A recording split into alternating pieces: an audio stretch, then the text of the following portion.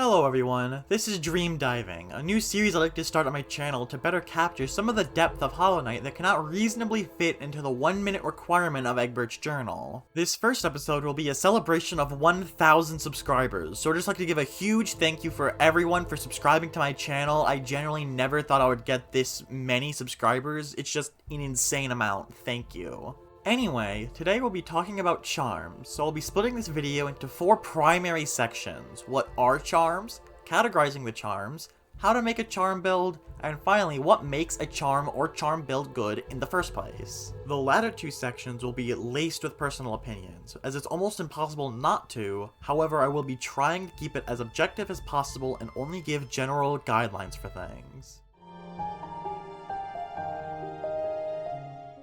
Charms are small trinkets that are imbued with abilities, and are typically one of a kind, but it might be feasible to mass-produce them, such as with Wayward Compass. Salubra describes them as mystical, with power woven into their very core. According to Salubra, they are often made unintentionally, manifesting the dying wish or desires of a bug, such as Dream Master or Joni's Blessing.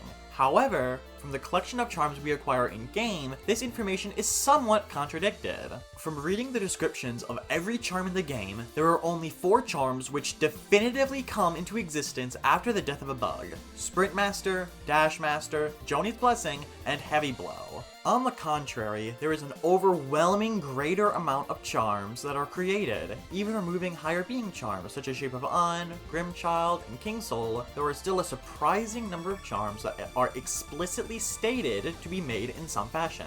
Some examples include Fragile Charms being made by Leg Eater, Grub Charms being made from the gratitude of the freed grubs, Sharp Shadow containing a forbidden spell, and Weaver Song containing a Song of Farewell. There are also a few charms that are created simply from natural causes, such as Deep Focus or Hive Blood, which would also count against the initial claim. Among those that cannot be categorized definitively, it's possible that some of them do come from a dying bug, like Stalwart Shell being reminiscent of Dash Master or Sprint Master looking like a living bug, but there is very little proof of that, and the same sentiment can also be said about some of the charms being created as well. I fully understand that Team Cherry simply didn't put much thought into it. I just thought it was something kind of cool or interesting to point out of the lore of Hollow Knight charms. I can honestly do an entire video discussing and documenting possible origins of charms, so let me know if you'd be interested in that kind of video. But for now, let's move on.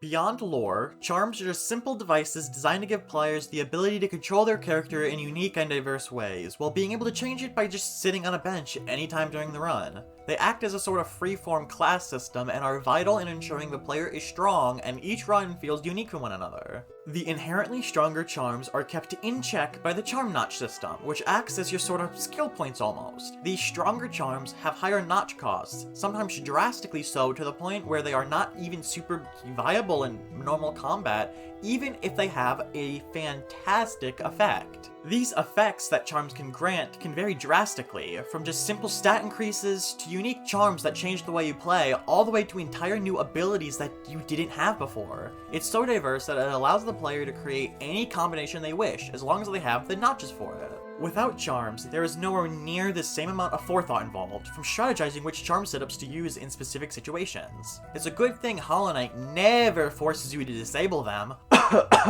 While this concept did not originate in Hollow Knight, Team Cherry was inspired by badges from Paper Mario, it popularized it in modern Metroidvania games, with games like Pronti Fish Adventure and Ori and the Will of the Wisps both taking some form of inspiration from it, which is personally great to see. I'm really happy about it. I love the charm system, so it being implemented, at least somewhat, into more games can only be a good thing. When you look at charms in the context of boss fights, there are typically 3 primary ways of categorizing charms. The way I'm categorizing charms is a bit arbitrary beyond the initial obvious stuff. However, this is just my personal interpretation of how it should be categorized. The first one is obvious. It's damage-related charms. Some examples of this are Unbreakable Strength, Shaman Stone, and Grimchild. The second category is survivability, which is just simply charms that help you survive longer than normal against bosses. This is most likely the largest category in the game, although I haven't specifically sat down and put each one in a place or anything, but easy samples of this are Quick Focus, Unbreakable Heart, and Carefree Melody. The final category is what I'm calling Soul Sustain. It's the ability to retain and gather soul for more spells and more healing. Some of these include Soul Eater, Grubsong, and Dream Wielder. However, some charms, if not most charms, are not simply just one category, but a mix of two and in rare cases all three. Sharp Shadow is a good example of a mix between damage and survivability. The nail damage induced when enemies are hit by your Shadow Dash both deals damage, and the extra range of the dash helps with quickly moving into a safe spot or more easily clear the boss when dashing straight through them, which can save a run on occasion. Spell Twister, on the other hand, is a prime example of damage and soul sustain together. The soul sustain part is obvious. Less soul needed to perform spells means a higher soul to usage ratio. However, it also heavily increases damage by giving you a much higher burst potential. It allows 4 spell uses with your base soul bar without needing to wait for vessels to refill it. On top of this, it allows 8 spells total with the vessel recharge without you requiring to gather more soul. Depending on your usage of Descending Dark, it could be argued to help survivability as well, but I won't get into that. Finally, for soul sustain and survivability, there is Deep Focus. Healing twice in one heal helps with survivability, but only minorly as it eliminates the small delay in between heals. It is most beneficial as soul sustain because, of course, you heal twice as much for the same soul cost. There is one charm that is definitively all 3 categories together, and that's obviously Quick Slash, to no one's surprise. The increased attack speed allows you to deal a lot more damage in the same period of time, with the extra hits granting a lot more soul, as well as knocking enemies away a lot faster due to the speed, thereby helping all 3 categories I'm using simultaneously. In fact, the Soul Sustain in particular is so effective in Quick Slash that it actually is better than Spell Twister on paper in the number of spells you can use in the same amount of time, although it's only by like 1 spell in a 60-second period or so. I'll definitely be making an Egg-Rich Journal video in the future about Quick Slash, so be sure to subscribe to my channel to catch that video when it comes out.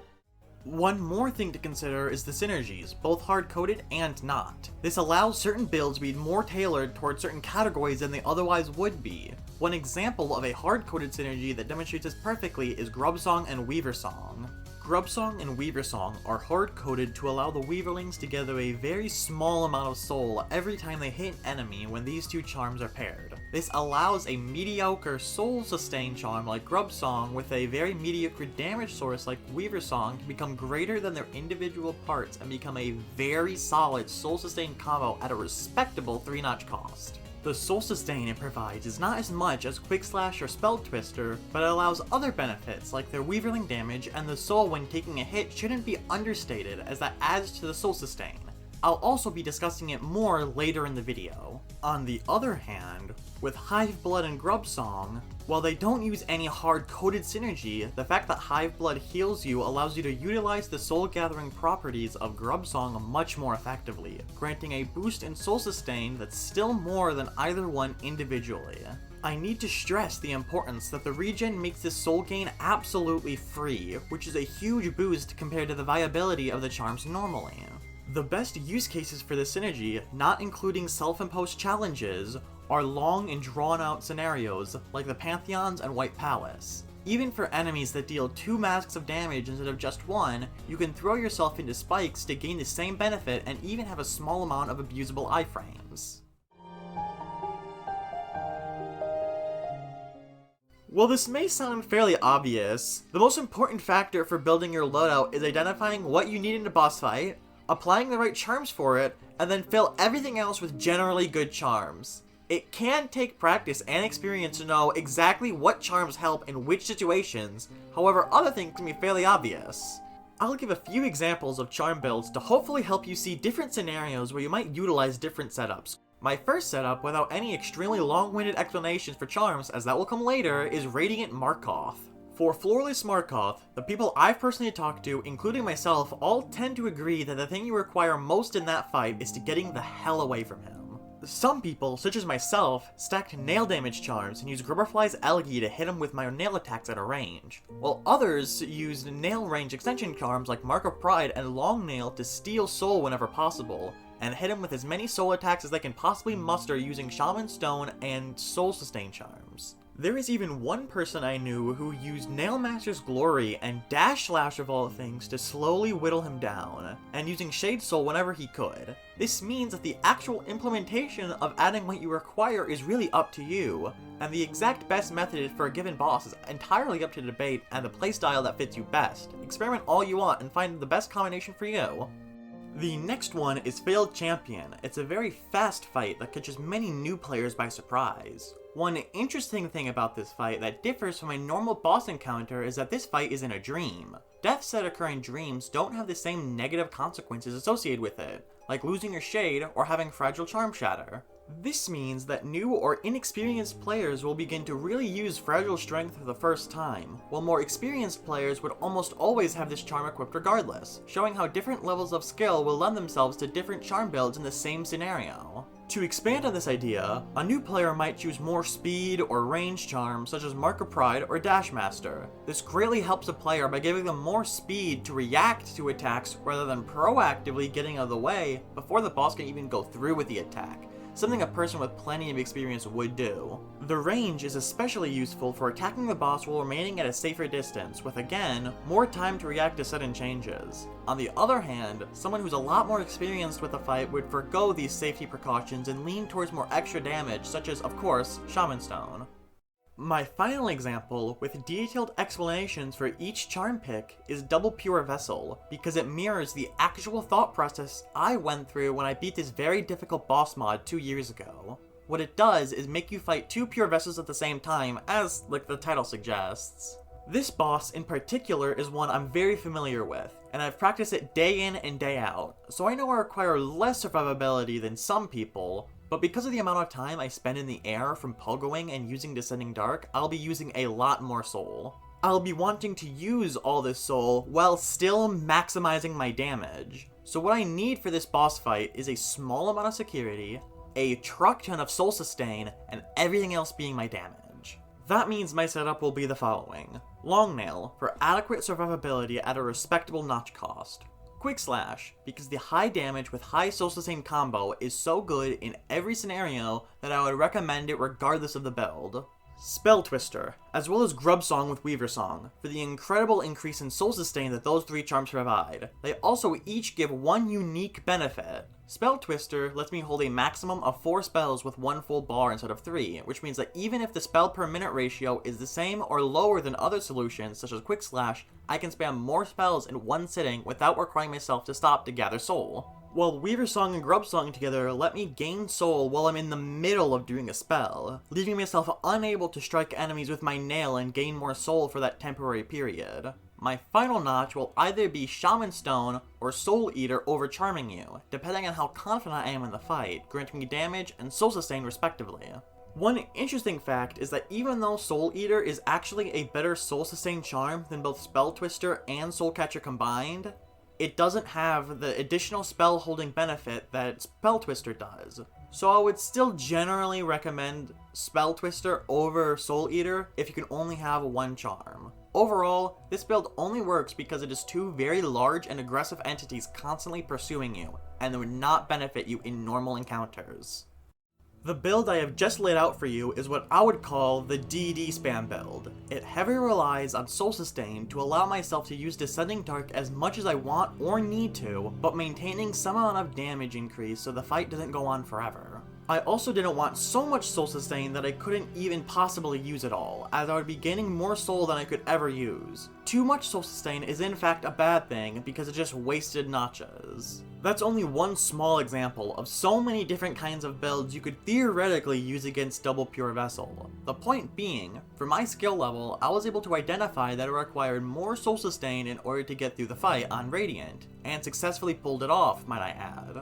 While Double Pure Vessel is a mod and not a normal boss in the game, I think it still gives a very adequate example for me to use to explain how a charm build would be constructed due to how different it is compared to most endgame bosses. However, I do not expect anyone watching this video to try it, nor do I encourage it, because that mod is a load of horseshit that is completely unfair. I actually still very enjoyed playing it though, so it's up to you. It just objectively is not a fair mod. While there are definitely many methods one can use to say a charm is good or bad, these are the general standards I use. First, there are situationally good charms and generally good charms, as mentioned before in the build section. Generally good charms will be simply better than situationally good charms in a plurality of use cases, and thus could be categorized as better. However, that's not to understate the effectiveness of situationally good charms. For example, Quick Focus might be considered situationally good because it has the direct requirement of getting hit to benefit from it. However, the actual benefit of the charm is arguably extremely strong, so I would still put it in A tier myself despite it being a situational charm. As for charm builds, the best charm build is one made for the task at hand, so even though a general charm might be considered better on average, that does not mean a build of all general charms is going to be as effective as a specialized list of situational charms specifically built for that fight. The Markoth fight earlier is great to show this, because Grubberfly's Elegy is usually considered a suboptimal charm. However, because of this boss, rating and builds utilizing this charm are much more effective than builds that aren't specializing in anything and just go off of generally good charms. The second standard I use for charm and charm build effectiveness is the theoretical math comparisons. While not all math is always comparable, it can definitely give you hints and guidelines about which is more effective for the notch cost. The prime example I've already given in this video is the fact that Quickslash, when you calculate theoretical soul cost, has clocked in higher soul gains than either Spell Twister or Grubsong and Weaversong. I know that the logic isn't completely flawless, because the theoretical doesn't always translate to the literal. However, it's still a useful tool in determining a build or charm's usability and definitely outlines the strength of Quickslash, while also giving you the damage increase, plus other benefits. My other example, using actual numbers to illustrate it better, is Grimchild. Grimchild does 11 damage every 1.88 seconds, which translates to 5.85 DPS. For comparison, Unbreakable Strength gives an additional 14.37 DPS over base max nail. This is less than half of the DPS at 66% of the notch cost, demonstrating why Grimchild is typically viewed as a not good charm.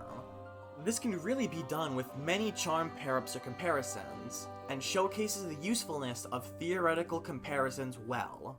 The final standard, which ties in with both 1 and 2 nicely, is just practical experience in the actual game. I know, that's a cop-out answer. However, it really is required. If you rely too much on theoretics, you can get some really weird numbers. For example, did you know that Nailmaster's Glory, using nothing but Great Slash, gives you a higher DPS than both Quick Slash and Strength when you just swing your nail normally? Well, that's what the math says at least, but that would simply be incorrect. If you did nothing but Great Slash, it would be literally impossible to win the fight, because using the nail art stops you in place, meaning you need to time and use the nail art sparingly, leading to a nail art only game dealing considerably less damage than an all nail combo. On the opposite end of the spectrum, Steady Body, which I've repped a ton before with a previous Egbert's journal and my own free time, seems really meh on paper, and offers no damage bonus of any kind. Yet, in practice, tested myself on Pure Vessel, I've gotten around a 16% DPS increase just because you can hit while remaining safe, leading to the impression of higher damage overall. Although, I'll actually be doing a full dream diving on Steady Body where I go into the specifics, into the math, and some real experimentation rather than just a quick test I did to prove someone wrong once. So subscribe to my channel if you would like to see that eventually. In essence, while math and theoretics can help you a ton in which is the best, nothing beats personal experience. The numbers are simply to erase personal bias in the right circumstances, not to be used as the end-all be-all tool.